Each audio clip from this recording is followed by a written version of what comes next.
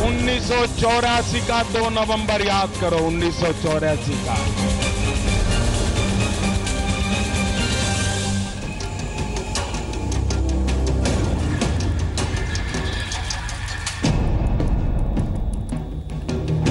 नमस्कार, ताल ठोक के आप देख रहे हैं, मैं हूं आपके साथ रोहित सरदाना। शाम के 5 बजे हैं और हम लेकर आए हैं दिन की सबसे बड़ी बहस और सबसे तीखे सवाल।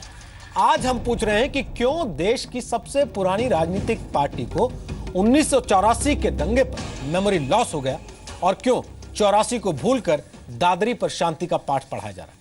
अब से कुछ देर के बाद कांग्रेस की अलकमान सोनिया गांधी देश के राष्ट्रपति से शिकायत करने जा रही है कि भारत में असहिष्णुता बढ़ती जा रही है और इसके लिए मौजूदा केंद्र सरकार जिम्मेदार है। आज ही प्रधानमंत्री मोदी ने कांग्रेस का नाम लिए बगैर बिहार की चुनावी रैली में कहा कि वो जरा 84 को याद करें।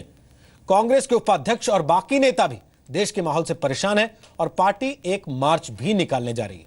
सम्मान लौटाने का सिलसिला जारी है, सो अलग। ऐसे में आज यह सवाल पूछना जरूरी है कि क्या वाकई हर जगह पर सिलेक्टिव रिप्रेजेंटेशन हो रहा है और पीएम को क्यों कहना पड़ा कि 84 का काम करने वाले अब दादरी पर शांति पाठ ना करें। कांग्रेस पार्टी टॉलरेंस पर भाषण देने लगी है। 1984 का 2 नवंबर याद करो, 1984 का। प्रधानमंत्री क्यों कह रहे हैं 84 को याद करो? क्या कांग्रेस 84 को भूल गई है या फिर जानबूझकर भूल रही है? आगे बढ़ने से पहले मोदी के उस भाषण का पूरा हिस्सा सुनिए जो उन्होंने पूर्णिया की रैली में दिया।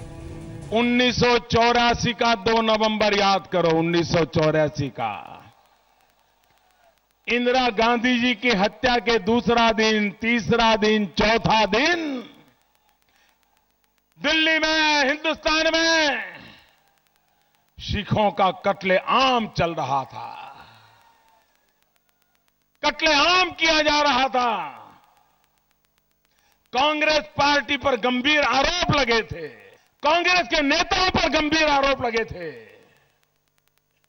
और आज उसी 2 नवंबर को कांग्रेस पार्टी टॉलरेंस पर भाषण देने लगी है। अरे डूब मरो, आपको शोभा नहीं देता है। आज प्रधानमंत्री जी ने मोदी के आरोप का जवाब देने के लिए कांग्रेस ने बाकायदा प्रेस कॉन्फ्रेंस की। आरोप लगाया कि फायदे के लिए 84 को उठा रहे हैं पीएम। आज प्रधानमंत्री जी ने केवल राजनीतिक फायदे को सामने रखकर 31 साल पहले हिंदुस्तान की एक बहुत बड़ी ट्रेजेडी को, त्रासदी को सामने लाया, विवाद पैदा करने के लिए। 84 की चर्चा ऐसे वक्त में हो रही है जबकि कांग्रेस अध्यक्ष सोनिया गांधी राष्ट्रपति से मिलने वाली हैं। सोनिया गांधी ये शिकायत करने वाली हैं कि देश में इंटॉलरेंस यानी कि असहिष्णुता बढ़ रही है। आज कुछ खास विचारधारा वाले संगठन और लोग उसका दुरुपयोग भारत के लोगों को आपस में बांटने के लिए कर रहे हैं। कांग्रेस उपाध्यक्ष राहुल गांधी के साथ पार्टी के दूसरे नेता भी कल राष्ट्रपति से मिलेंगे। कल ही कांग्रेस नेता राष्ट्रपति भवन तक मार्च भी निकालेंगे। राष्ट्रपति जी देश का हमारा प्रेसिडेंट है और कोई पार्टी वहां जाके मिलने में किसी को आपत्ति क्यों होना चाहिए? और देश में इमरजेंसी भी नहीं है, लोकतंत्र है। They should have gone and met the governor of Karnataka, governor of Uttar प्रदेश।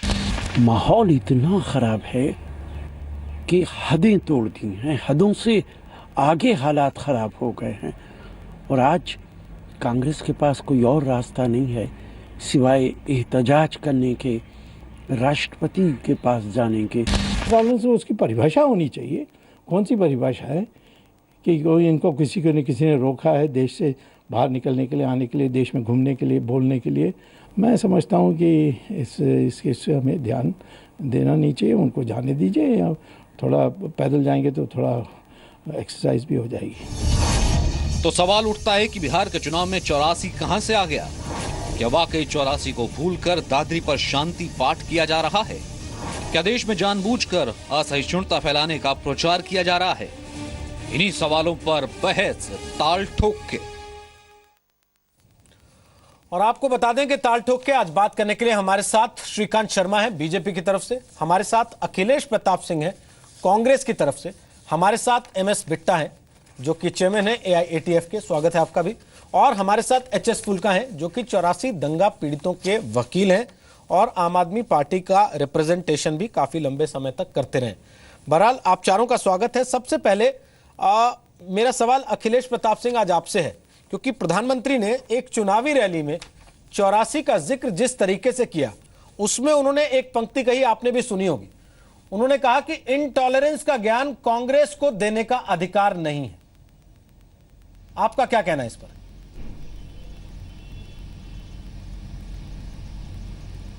भाई वही दे दें, रोका किसने है? वही दे दें, क्यों इतने परेशान हैं माननीय मोदी जी? अगर सब कुछ ठीक है तो बीजेपी और माननीय मोदी जी और केंद्र की सरकार के चेहरे पे हवाइयाँ क्यों उड़ी पड़ी हैं? मोदी जी ऐसे व्यक्ति हैं कि जितने बार मुंह खोलेंगे अपना स्तर नीचे ही गिराएंगे। दुनिया के पहले ऐसे राजनीतिज्ञ हैं जो हमें कहने में भी शर्म आती है कि वो हमारे प्रधानमंत्री होने के बावजूद उस गरिमा को नहीं बना के रख रहे हैं। 84 ने ये सब ला रहे हैं, ये तो पाकिस्तान भी ला रहे हैं, जो कुछ मिलेगा, क्योंकि हार रहे हैं बुरी तरह। और देखिए कितनी बैंक करप्सी है माननीय मोदी जी के पास। 17 महीने की सरकार हो गई, अपनी सरकार का जिक्र नहीं कर रहे हैं, एक लफ्ज नहीं बता रहे हैं कि हमने क्या क्या कर डाला, कितने जो वादे किए थे उसका क्या हुआ। गुजरात जो कहते थकते नहीं थे, गुजरात मॉडल, उसका तो नाम लेने पे विफर जा रहे हैं, उसका तो स्मरण ही नहीं कर रहे हैं, क्योंकि गुजरात आज कश्मीर के बाद सबसे ज़्यादा अशांत प्रदेश है। कर्फ्यू, ट्विटर पे बैन, मोबाइल पे बैन, नेट पे बैन, व्हाट्सएप पे बैन, ये सब चल रहा है वहाँ पे। तो अब गुजरात मॉडल नहीं जिक्र कर पा रहे हैं, तो परेशान है, परेशानी में आशा खो रहे हैं जी। सर आज सवाल यह है कि 84 के सवाल पर आप लोग भाग क्यों खड़े होते हैं? 84 तो मैंने कहा, आप 84 छोड़ के सब बोल रहे हैं। आप देखिए चुनाव जो हो रहा है, पाकिस्तान भी हुआ है, अभी उसका भी जवाब दे रहा हूँ। कोई भाग नहीं खड़ा हो रहा है, कोई भाग नहीं खड़ा, मैं जवाब दे रहा हूँ। आपने 84 पूछा नहीं था, आपने दूसरा सवाल किया था, मैं बोल रहा हूँ 84 अब आपने पूछा, उस पर भी बता दे रहा हूँ। देखिए बिहार का चुनाव बिहार की सरकार और केंद्र की सरकार के परफॉर्मेंस के ऊपर हो रहा है, गवर्नेंस और परफॉर्मेंस पे। 84 गिनावे या पाकिस्तान गिनावे या भूत प्रेत जो भी गिना सकें वो, इसीलिए आज वहाँ परेशान है। रही बात अब 84 की, देखिए कांग्रेस पार्टी वो पार्टी है कि जिससे कभी कोई चूक हुई, गलती हुई या कुछ अशोभनीय चीज़ हुई तो हम उस पर गर्व नहीं करते हैं, हम उस पर शर्मिंदगी महसूस करते हैं, हम उस पर क्षमा मांगते हैं, हम उसको मरहम लगाते हैं, हम उस पर फिर जोड़ने की कोशिश करते हैं, हम उस पर अपने आप को पश्चाताप करते हैं, एक्सेप्ट करते हैं, हम उसको गौरवान्वित नहीं होते हैं। फिर चुनाव में आके याद नहीं दिलाते हैं मुजफ्फरनगर में, अभी तो गुजरात याद है ना तुम लोगों को, 2002 याद है ना, जिसमें चुनाव आयोग ने माननीय तत्कालीन उपाध्यक्ष जो अब राष्ट्रीय अध्यक्ष हैं उनको बैन किया था। गलती किसी से भी हो सकती है, चूक किसी से भी हो सकती है, लेकिन उस पर अगर आप पश्चाताप करें, मरहम लगाएं, लोगों को जोड़े, अपनी गलती स्वीकारें, ठीक, ये होता है बड़प्पन। ठीक, वो हम करते हैं। ठीक है सर। भाजपा की तरफ से तानाशाह और कट्टर और हिंसक विचारधारा में विचार नहीं रखते हैं। ठीक है सर, विश्वास। आप कह रहे हैं कि कांग्रेस ने बड़प्पन दिखाया, गलती हुई तो उस पर मरहम लगाया। राजीव गांधी ने कहा था कि बड़ा पेड़ गिरता है तो धरती हिलती है। श्रीकांत शर्मा, मैं आपसे एक कमेंट चाहता हूं उनकी बातों पर, उसके बाद मैं फुल्का साहब और बिट्टा से पूछूंगा मैं राजनीति में था, कितना मरहम लगा। देखिए रोहित जी, अगर आप देखें तो आपका जो विषय है उस विषय पर कांग्रेस के प्रवक्ता नहीं बोले। विषय ये है कि आज आप इंटॉलरेंस की बात कर रहे हैं, निश्चित रूप से इंटॉलरेंस है आज, लेकिन इंटॉलरेंस कहां है? इंटॉलरेंस है कांग्रेस में, और कांग्रेस के जो समर्थक रहे हैं, जिनको कांग्रेस ने 60 साल में पानी डाल डाल के चुगा डाल के दाना डाल के यहां तक बड़ा किया है, तो उनके अंदर इंटॉलरेंस है।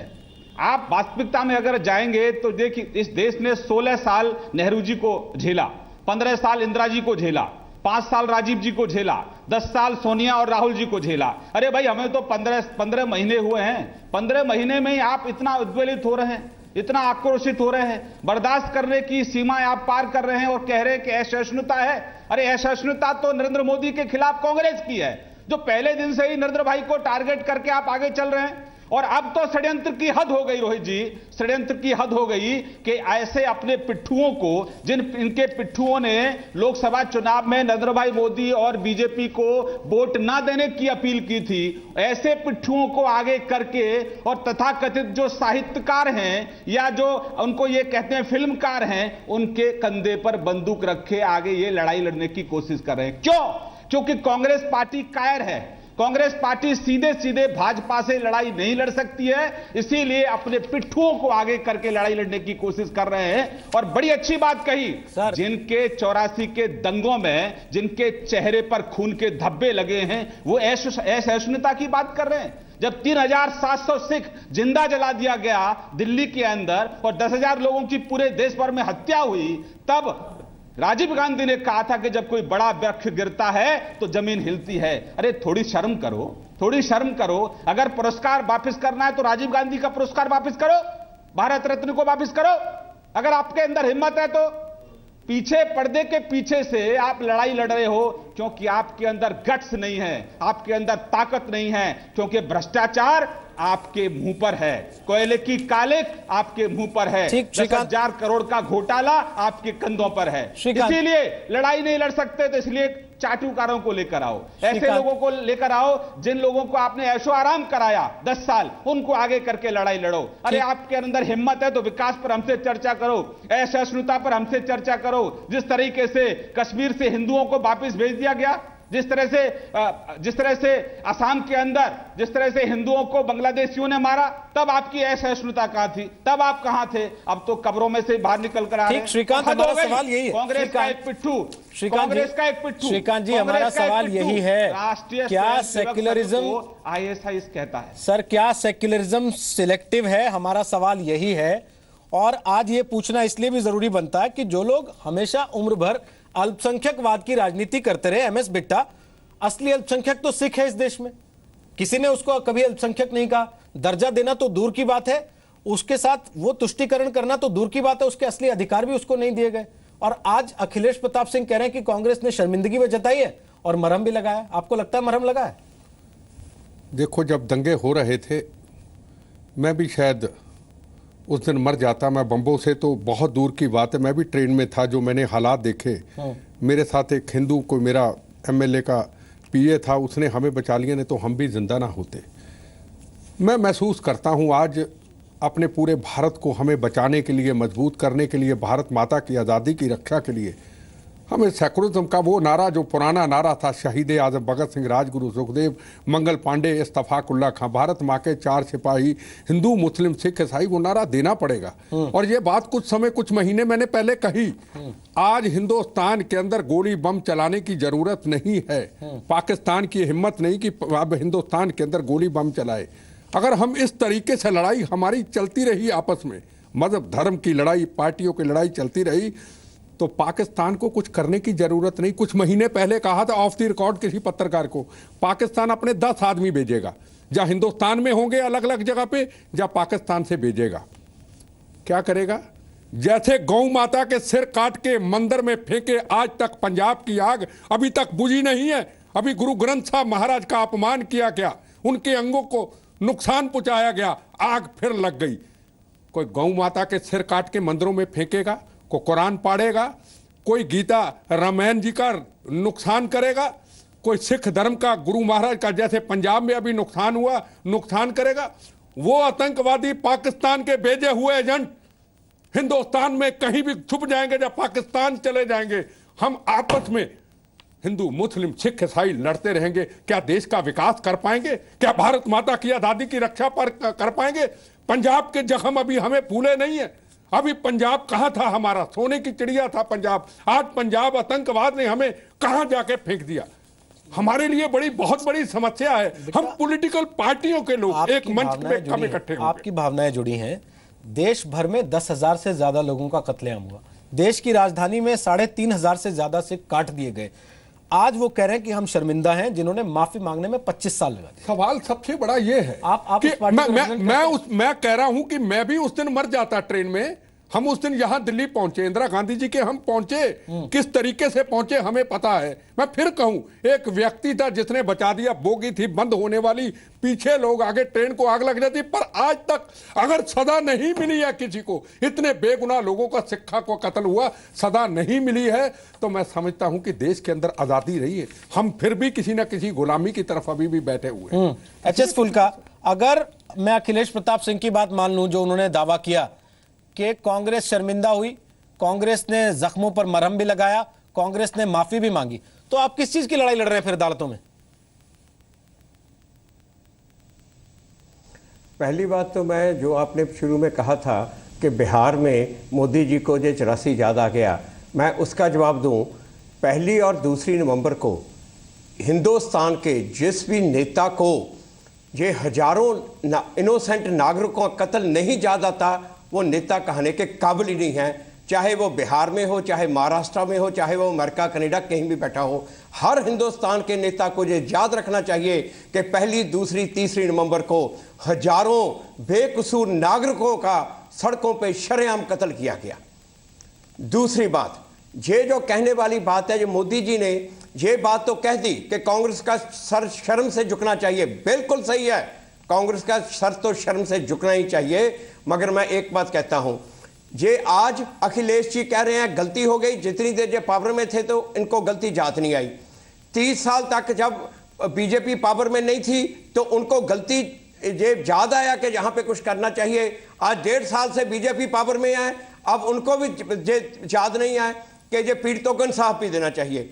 ये 84 का जो इशू है, इसको सिर्फ कांग्रेस को पीटने के लिए एक तरह का इसको वेपन के तरह पे इस्तेमाल ना किया जाए।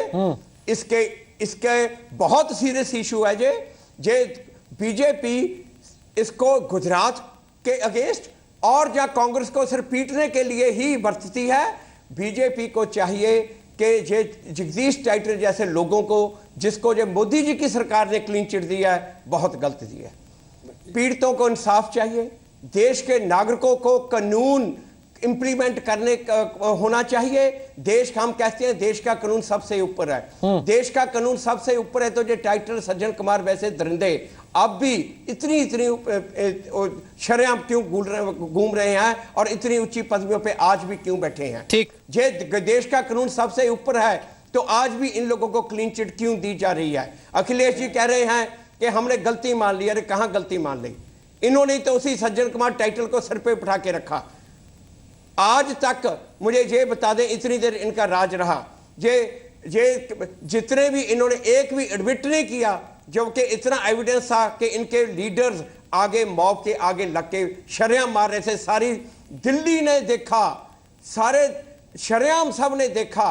अरे जहां पे जो दरिंदों ने जैसे जैसे नागरिकों को मारा, दिन दिहाड़े मारा, खुले शरेआम मारा, और उसके बाद सजा ना मिले, इससे बड़ी शर्म की और बात कोई बात नहीं। और ये 3 दिन अखिलेश जी, किसी भी भारत के नेता को ये 3 दिन में वो बेकसूरों नागरिकों के खून ना याद आए तो वो देश का नेता कहलाने के काबिल नहीं है। ठीक, मैं अखिलेश के पास जाऊं। बेटा आप कुछ कह रहे हैं उसके पहले बोलिए, आप फिर मैं अखिलेश जी से कहूंगा। आम पार्टी के हो सकते हैं फुल्का साहब, पर मैंने अपनी जिंदगी के अंदर जो देखा, एक व्यक्ति ऐसा फुल्का जी देखे, आपने देखा होगा बुल्लर ने मेरे पे ब्लास्ट हुआ, कौन पेश हुआ उसको बचाने के लिए? कपिल सिब्बल, के.एस. तुलसी, उसको राज्यसभा मिल गई, एक को कैबिनेट का मिनिस्टर बना दिया।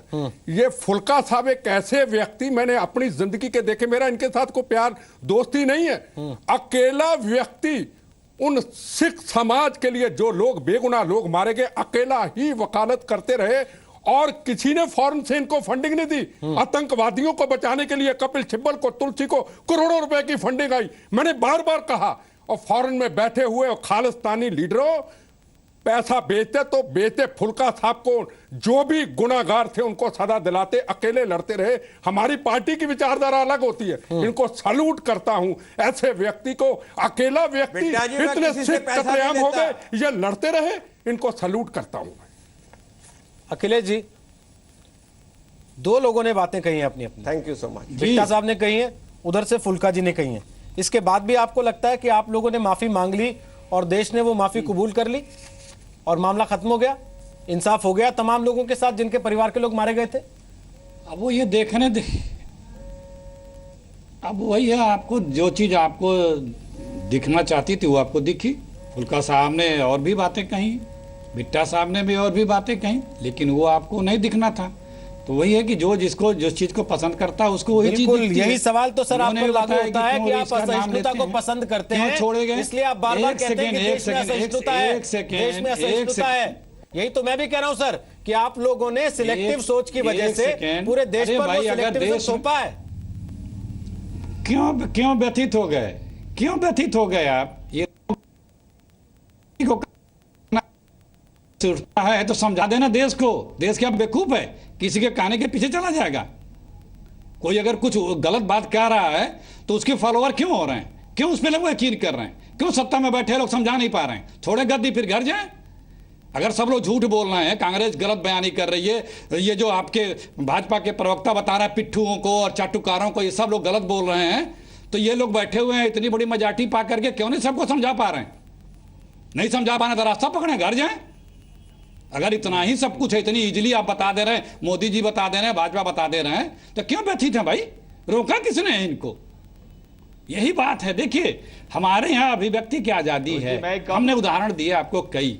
हमसे चूक होती है तो हम गौरवान्वित नहीं होते हैं, हम शर्मिंदगी महसूस करते हैं। फर्क ये है दूसरे लोग उस पर गौरवान्वित महसूस करते हैं। और उसमें फुल्का साहब को पता होगा बहुत से आरएसएस और बीजेपी के भी लोग थे, उन पे भी मुकदमे चले हैं, एफआईआर में उनके भी नाम थे। ये अगर हम और पीछे जाना, क्यों 84 क्यों याद कर रहे हैं, 47 क्यों नहीं याद कर रहे हैं, 42 क्यों नहीं याद कर रहे हैं? जब अंग्रेजों भारत छोड़ो को आंदोलन की आवाज गई थी तो राष्ट्रीय स्वयंसेवक ने क्या कहा था? अंग्रेज बेहतर रहे, कोई आंदोलन में मत जाना, ये अंग्रेजों का हुकूमत अच्छा है, हमें अंग्रेजों के साथ रहना है। हमारी कांग्रेस के 1947 में 42 में वहां पर जब वो कह रहे थे, विषय से क्या भटका रहे हैं? जो हुआ है, जब अतीत में जाओगे तो अतीत की बातें आएंगी। आप मौजूद थे क्या वहां? अतीत में जाओगे क्यों क्यों क्यों नहीं इसका जिक्र होना चाहिए? मैं जवाब दूंगा। हमारे देश की अस्मिता से जुड़ा प्रश्न है। 42 सन 25। बोलिए श्रीकांत, उनकी आवाज फ्रीज हो गई है, बोलिए। मानेंगे या रोहित जी मानेंगे? देखिए ये जो आपने सवाल कुछ और पूछा, महिलाओं को अधिकार दिया जा रहा है, ये नहीं मानेंगे? रोहित जी अरे भाई हो गया, अखिलेश जी सुन लो, अब आपका समय समाप्त हो गया। रोहित जी बोले बोले श्रीकांत। रोहित जी देखिए बौखलाहट देख रही है कांग्रेस के प्रवक्ता की कि वो विषय पे बात नहीं कर रहे हैं कि भाई इतने लंबे समय तक आपने शासन किया, 84 में सिखों को जिंदा जला दिया, तब आपकी ये असहिष्णुता कहां गई थी? तब आप तो बहुत सहिष्णु थे। आज 15 महीने 16 महीने के शासन के बाद ही इतनी बौखलाहट आप में आ गई है कि आप राष्ट्रपति जी को मिलने जा रहे हैं। अरे भाई राष्ट्रपति जी को मिलने जा रहे हैं तो किस आधार पर जा रहे हैं? आप ये देखिए ना कि किस तरह से इंडिया गेट पे रन फॉर यूनिटी होता है। 15,000 तो वहां भी आते हैं, 20,000 लोग दौड़ते हैं एक साथ। आपकी दिक्कत क्या है? दिक्कत ये है अपनी जिम्मेदारी निभा रहे हैं, ये भी ना करें। अरे भाई बीच में मत बोलिए, अखिलेश प्रताप सिंह दिक्कत आपकी यही है। हमें ये अधिकार संविधान में शांत रहिए, सुन लीजिए पहले, आप बीच में इंटरप्ट मत करिए। हिटलर साई अभी नहीं है, यहाँ हिटलर साई नहीं है कि कुछ नहीं करेगा, छोड़कर भाग जाएंगे। या ना भाजपा, मोदी जी के आगे भाजपा के लोग चुप हैं। हाँ चलिए बोलिए। अरे सुन लो भाई, आपको सुन लिया लोगों ने। रोहित जी इंटॉलरेंस इनकी क्यों बढ़ रही है कि पूरे दुनिया भर के लोग योग को अपना रहे हैं।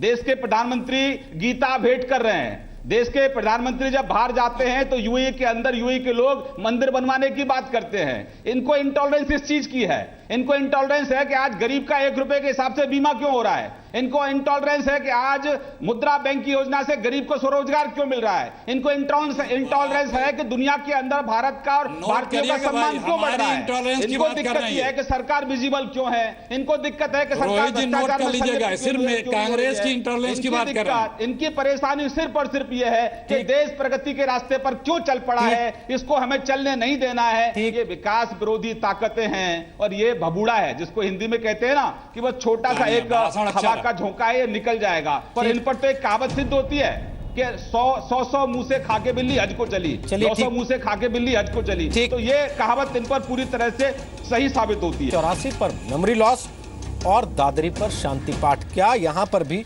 कांग्रेस सिलेक्टिव सेक्युलरिज्म का पाठ पढ़ाने की कोशिश कर रही है। हमारे साथ अखिलेश प्रताप सिंह है कांग्रेस से, हमारे साथ श्रीकांत शर्मा है बीजेपी से, हमारे साथ MS बिट्टा है, चेयरमैन है AIATF के, हमारे साथ HS फुल्का हैं 84 दंगा पीड़ितों के वकील हैं। श्रीकांत, एक सवाल तो जायज है ना, अखिलेश प्रताप सिंह ने जो आपसे पूछा और आप उसको डक कर गए बड़ी आसानी से। सवाल यह है कि अगर वाकई सब कुछ अच्छा है तो फिर प्रधानमंत्री को बिहार चुनाव के मैदान में 84 याद करने की जरूरत क्या थी? क्यों वापस वो वहां ले गए? ये जो आपका सेफ जोन नहीं है। अगर आपका सेफ जोन विकास है, अगर आपका सेफ जोन आपका 1.5 साल का कार्यकाल है, तो आप उपलब्धियां गिनाइए, दूसरों की कमियां या दूसरों की नाकामियां क्यों गिना रहे हैं? नहीं रोहित जी, अगर आप रैली को देखें तो वहां बिहार के विकास की बात भी उन्होंने की है। ये तो जो कांग्रेस पार्टी है या सपा है या आपकी आरजेडी है या जेडीयू है, जो पॉलिटिकल पार्टी ये ढोंग करने का जो एक दिखावा कर रही है, तो उसका चेहरे से नकाब उतारना भी तो जरूरी है ना। जिस कांग्रेस के सिर पर हजारों दंगों का सिर पर कलंक है, लाखों लोगों के मौत के जिस कांग्रेस के मुंह पर धब्बे हैं, कोयले की कालिक जिस कांग्रेस के पूरे बदन पर लगी हुई है, कांग्रेस के उस नकाब को उतारना क्या जरूरी नहीं है? आपका इंटॉलरेंस कहां गया था जब मेरठ के दंगे हो रहे थे? भागलपुर में 1000 लोग मारे गए, तब आपका इंटॉलरेंस कहां था? तब तो आपको सब कुछ बहुत अच्छा लग रहा था, तब तो राजीव गांधी बहुत अच्छे थे, कांग्रेस बहुत अच्छी थी, तब प्रधानमंत्री पर क्यों नहीं आरोप लगे? तब आपने राष्ट्रपति का दरवाजा क्यों नहीं खटखटाया? राष्ट्रपति तो सिर्फ बहाना है, सिर्फ नरेंद्र भाई मोदी निशाना है, ये कांग्रेस का स्लोगन है। और मैं तो आपको कहता हूं, आपके माध्यम से कांग्रेस को चुनौती देता हूं, कांग्रेस अगर इतना ही विकास की बात कर रही है, कांग्रेस का एक और आप देखिए बहरूपियापन, यही कांग्रेस के युवराज अपने ही प्रधानमंत्री को नॉनसेंस कहते हैं और बाहर आके वो एफिडेविट वो फाड़ देते हैं, विधेयक को फाड़ देते हैं और उसी लालू यादव की जिंदाबाद बिहार में आकर करते हैं। तो ये चौथे नंबर की पार्टी बिहार में बन गई है और आज वो राष्ट्रपति का दरवाजा नॉक कर रहे हैं, क्या ऐसे लोगों को आईना दिखाने की जरूरत नहीं है? 84 के जहां आपने शहर के अंदर 3700 सिखों को जिंदा जला दिया, आज आप असहिष्णुता की बात कर रहे हैं। क्या ऐसे लोगों के मुंह से नकाब उतारना जरूरी नहीं है? ठीक, आपने तर्क रख दिया सर, आपने अपना तर्क रख दिया। अब मैं इससे पहले फुल्का साहब के पास जाऊं, अखिलेश जी एक छोटा कमेंट आपसे चाहता हूं। देश 1984 में ज्यादा असहिष्णु था जब लोग काट दिए जा रहे थे, या आज ज्यादा असहिष्णु है जब लोग 40 टीवी कैमरा लगाते हैं, 50-55 टीवी चैनल पर लाइव होते हैं और बताते हैं कि मुझे अभिव्यक्ति की आजादी नहीं है इस देश में? अब मैं खुली हवा में सांस नहीं ले पा रहा हूं क्योंकि मेरा गला घोटा जा रहा है। रोहित जी, है क्या कि दोपहर में भाजपा के सारे प्रवक्ताओं को आरएसएस का एक आदमी आता है, खूब पढ़ा देता है, चिप भर देता है, यही बोलना है, और उसके बाद आकर के वो कागज पत्थर लेकर के पुतलना लेकर के बैठते हैं और देखिए कितने गुस्से में रहते हैं कि इनकी बात से कोई अलग बोल दे। भैया 84 के बाद 6 साल आप अटल जी की भी हुकूमत थी, आप 17 महीने से आप भी हैं उस अगर चीज गिन रहे हैं तो आपने क्या किया था? आप बहुत ज्यादा मत बोलिए क्योंकि आपका जमीन घिसक चुकी है। झूठ कब तक बोलोगे यार? अच्छे दिन आएंगे, रोजगार 2 करोड़ आएंगे, क्यों नहीं कभी जिक्र करते हो जो बोला था? काला धन, तो कारण यही है कि अगर सब कुछ ठीक है, इतने गुस्से में क्यों हैं ये लोग, इतने परेशान क्यों हैं? जनता को कन्विंस कर लें भाई, जीते थे, जनता को कन्विंस किए थे, इतनी बड़ी मेजॉरिटी मिली कि 200 फुल मेजॉरिटी से भी ज्यादा मिल गई कि हाँ हम ये कर देंगे। जनता ने इन पे विश्वास किया, बाद में भले इन्होंने कह दिया वो सब जुमला था, लेकिन अब अगर कोई आज इतना बड़ा माहौल बन रहा है अपने आप जनता पे, तो हमें क्यों कोस रहे हैं? जनता को समझा दें। चलिए ठीक है सर, इतनी बड़ी मेजॉरिटी लेके आए हो भाई, आपकी बात कैसे नहीं जनता सुनेगी? ठीक, आप कह रहे हैं कि जनता को समझा दें, लेकिन MS बिट्टा, आपने एक चीज नोटिस की, 84 का सवाल हर बार गोल है। अगर वाकई कांग्रेस की माफी एक्सेप्ट हो गई है, अगर वाकई जनता को इंसाफ मिल गया है, तो आज प्रधानमंत्री के 84 का जिक्र करने के बाद लोगों में इतना एक बार गुस्सा फिर से क्यों आ गया?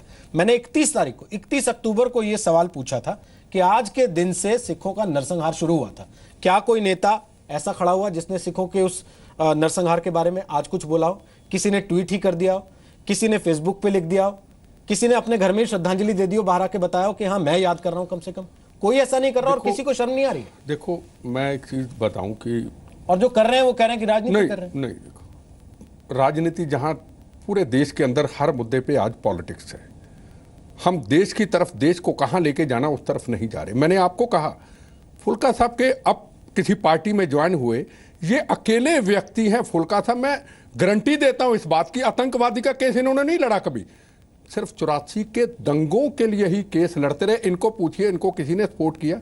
ये अकेले व्यक्ति हैं। इतने सिख लोग मारे गए, इतने कत्लेआम हुए, कहां थे सारे लोग? कहां थे बड़े बड़े और एडवोकेट? कहां थी वो पॉलिटिकल पार्टियां? आज मैं कहूंगा कि अब जो कुछ हुआ पूरे हिंदुस्तान के अंदर, हम नए रास्ते की इंतजार तो करें। एक भारत माता को मजबूत बनाने के लिए एक नया रास्ता तो चुने। सारी पॉलिटिकल पार्टियां एक मंच पे तो इकट्ठे हो जाएं और फिर अगले नए रास्ते की शुरुआत करके इस भारत को मजबूत करें। जो कुछ हुआ कहीं किसी से हुआ, उसके सामने पूरे हिंदुस्तान के सामने आके हम क्षमा मांग के नए भारत के निर्माण की तरफ जाएं। अगर इस तरीके से बहस चलती रही आज, कल, 2 साल, 4 साल बाद, तो देश कहां खड़ा होगा? क्या देश उनकी के रास्ते पे ले जाएंगे हम? क्या हम पॉलिटिकल पार्टियों के लोग इस भारत को मजबूत नहीं करना चाहते? क्या देश को आतंकवाद से मुक्त नहीं करना चाहते? क्या दंगों से आतंकवाद को मुक्त नहीं करना चाहते? क्या हमें अब्दुल हमीद, अब्दुल कलाम, क्या वो शहीद आजम भगत सिंह, राजगुरु सुखदेव, मंगल पांडे, इत्तफाकुल्ला खां, रानी झांसी, क्या जलियांवाला बाग के वो शहीद जहां हिंदू, मुस्लिम, सिख, ईसाइयों ने जनरल डायर की गोलियों को सीने पे खा के लाल खून बहाया था, उसके बाद फिर जो हिंदू, मुस्लिम, सिख, ईसाइयों का एक तिरंगा झंडा बुना गया था? क्या हम हिंदू, मुस्लिम, सिख, ईसाइयों को सारी पॉलिटिकल पार्टियों के लोग इकट्ठे नहीं कर सकते? पंजाब में आतंकवाद कब समाप्त करेंगे? करना चाहते हैं क्या? आपको लगता है कि वो अपना वोट देखते हैं इसलिए लोगों को काटते? बिल्कुल। पंजाब की एक उदाहरण है। पंजाब के अंदर 18 साल आतंकवाद हुआ, 36,000 बेगुनाह लोग मारे गए। कब ठीक हुआ? जब कांग्रेस, बीजेपी, सीपीएम, सीपीआई, सारी पॉलिटिकल पार्टियों ने कह दिया हमें कुर्सी नहीं चाहिए, हमें सत्ता नहीं चाहिए, हमें बहनों के सुहाग उजड़ने नहीं देने हैं, हमें पंजाब में खालिस्तान नहीं बनने देना है, हमें पंजाब पाकिस्तान में नहीं जाने देना है। हमने 1 साल के अंदर सारी पॉलिटिकल पार्टियों ने कुर्बानी दे करके हमने पंजाब को ठीक किया। किसने किया? हमने अकेले किया। आरएसएस के लोग भी मारे गए, सीपीएम के भी मारे गए, अकाली दल के भी मारे गए, कांग्रेस के सरदार बेन सिंह चीफ मिनिस्टर मारे गए। कौन कौन नहीं शहीद हुआ? हमने संकल्प ले लिया हमें कुर्सी सत्ता नहीं चाहिए। आज हम सारी पॉलिटिकल पार्टियां सोच ले 1 साल के लिए कोई कुर्सी को वोट की राजनीति नहीं। यह हिंदुस्तान आतंकवाद से भी मुक्त होगा और दंगों से भी मुक्त होगा। जो हुआ उनको छोड़ दें, नए रास्ते की इंतजार करें और नए भारत के निर्माण की बात करें। एचएस फुल्का, जो बातें एमएस बिट्टा कह रहे हैं, आपको लगता है वो प्रैक्टिकल है? आज के दौर में जिस तरीके की बातें हो रही हैं, जैसे एक दूसरे पर पॉइंट स्कोर करने की लड़ाई लड़ी जा रही है, हर छोटी से छोटी चीज को आउट ऑफ प्रोपोर्शन बड़ा करके। देखिए, पहली बात तो आज हो क्या रहा है कि तुम्हारे दंगे बुरे थे या मेरे दंगे बुरे थे। जब भी ये बीजेपी यूज करती है तो 2002 गुजरात को बचाने के लिए 84 को यूज करती है। जब कांग्रेस यूज करती है तो ये 84 से बचने के लिए 2002 को। मेरे श्रीकांत जी से मेरी एक गुजारिश है, 30 साल बीजेपी ने टाइटर सज्जन कुमार को सजा देने के इशू को सपोर्ट किया। आज जब बीजेपी पावर में आई तो ये 84 की बात तब कर सकते थे अगर ये टाइटर को क्लीन चिट उन्होंने ना दी होती। आज यही बीजेपी की सरकार ने टाइटर को क्लीन चिट दे दी। सज्जन कुमार की मिसिंग चार्जशीट का केस वहीं के वहीं पड़ा है, जो कि कितनी बार बीजेपी ने पहले पार्लियामेंट में रेज किया। आज ये लग रहा है कि सत्ता में आने के बाद ये बीजेपी पूरा 84 को भूल ही नहीं गई, बल्कि वही कांग्रेस की पॉलिसी कि इन कातलों को बचाना, वही आज बीजेपी अडॉप्ट करके बैठी है। सारे मुद्दे सत्ता के लिए हैं। किस मुंह से कर सकते हैं आज? रोहित जी जवाब दूंगा इनको। बोले श्रीकांत, ब्रेक पर जाने से पहले छोटा सा। के सारे मुद्दे सत्ता के लिए हैं। ठीक, अखिलेश कह रहे हैं आपके सारे मुद्दे सत्ता के लिए वकील हैं, उनकी बात भी सुन लीजिए। लेकिन आपसे मेरा आग्रह है कि आप सियासत मत करिए। ये कोर्ट का आदेश है, सीबीआई की कोर्ट का आदेश है। बीजेपी इसको इसमें क्यों लेकर आ रहे हैं आप? भाई ये जब यहाँ दंगे हो रहे थे तो पुलिस किसके कहने पर कोर्ट का आदेश नहीं है, जनपद से ऑपरेट हो रही थी। कोर्ट का आदेश बिल्कुल नहीं है। क्यों आप बीच में लेकर आ रहे हैं? कोर्ट का आदेश बिल्कुल नहीं है। हिटलर शाही के सुर यही होते हैं। राजनीति मत करिए। अरे आप श्रीकांत, आप शाउट कर रहे हैं। आप किस बात के लिए शाउट कर रहे हैं? किया क्या आपने? आप शाउट किस बात पे कर रहे हैं? आपने किया क्या इस इशू पे वोटों लेने के अलावा? आज आप चुप रहिए। कोर्ट अपना काम कर रहा है। आप लोगों की 30 साल वोटें लेके आज आपका जब मौका है आपका करने पे, तब आप उन खातों को बचाने के लिए चले गए और आप ऊपर से शाउट डाइवर्ट मत करिए मुद्दे को। कोर्ट अपना काम कर रहा है। कोर्ट के फैसले को बीजेपी का फैसला मत बताइए और कम से कोई कम कोर्ट काम नहीं कर रहा। सीबीआई ने क्लीन चिट दी है। सीबीआई ने क्लीन चिट किया दिसंबर 2014 में और वो सीक्रेटली चुप चिपीते उस क्लीन चिट को एक्सेप्ट करना चाहते थे। कोर्ट ने अभी तक वो क्लीन चिट राजनीति कर रहे हैं आप। और यहां तक आम आदमी पार्टी का पक्ष रख रहे हैं। 4 बार पूछा, अरे श्रीकांत आपने अच्छा काम किया है, आपने अपराधियों के खिलाफ आपने लड़ाई लड़ी है, हम आज की प्रशंसा करते हैं। कोर्ट राजनीति मत करिए। ये समाज सेवा कर रहे हैं। 4 बार आपके वकील से पूछा, समाज सेवा कर रही है। कोर्ट ने 4 बार आपके वकील से पूछा निगम का ये बताइए जो टाइटल के खिलाफ जो सबूत आए हैं कि उसने गवाहों को खरीदा, गवाहों को थ्रेट किया, आपके वकील ने कोई जवाब नहीं दिया। ये आप जो घृणा की राजनीति शुरू कर रहे हैं, आप लोगों को बांटने की राजनीति शुरू कर रहे हैं अखिलेश प्रताप सिंह, इसीलिए जड़ समेत हमारी राजनीति हो गई। नरेंद्र मोदी का बोलना जायज हो गया। हम इंसाफ मांगने वालों की राजनीति हो गई और नरेंद्र मोदी का बोलना जायज हो गया। जो इंसाफ मांगते हैं वो राजनीति करते हैं, जब नरेंद्र मोदी इसको बढ़ते हैं तो जायज करते हैं। 1984 का जिक्र, उसकी फिक्र केवल बिहार चुनाव तक है या फिर बीजेपी की सरकार इस बार कुछ डिसिसिव इसमें दिखाएगी, जिसकी उम्मीद लोगों को बरसों से है?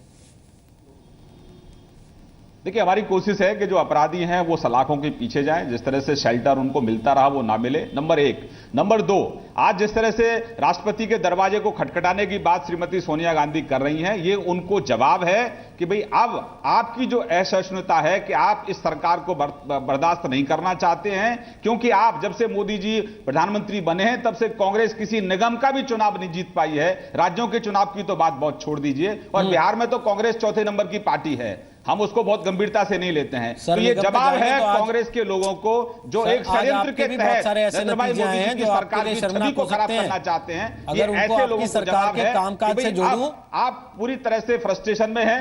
ये फ्रस्ट्रेशन है कांग्रेस का, जिसका जवाब नरेंद्र भाई मोदी जी ने दिया, और हमारा अधिकार बनता है कि हम ऐसे लोगों के चेहरे से नकाब को उतारें।